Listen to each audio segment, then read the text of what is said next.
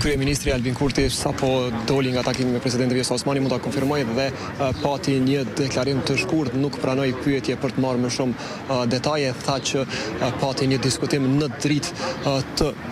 gjykimit të fundit të gjykatës kushtetuese lidhur me situatën e krijuar në Kuvendin e Kosovës. Kryeministri Kurti tha se duhet që deri në fund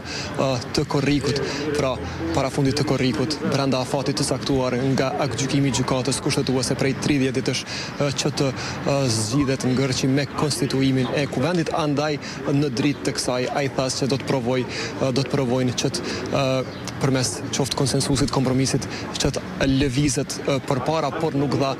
detajet të tjera. Ai tha që duhet t'i lëmë hapësirë edhe takimeve të tjera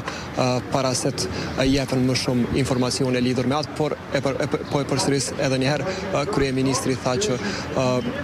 duhet të respektohen afatet të cilat ka nisur të rrjedhin pas aktgjykimit të gjykatës kushtetuese dhe në dritë të këtij aktgjykimi të bëhen përpjekje që përmes konsensusit, përmes kompromisit të dilet nga kjo situatë për t'i hapur rrugë pastaj krijimit të qeverisë.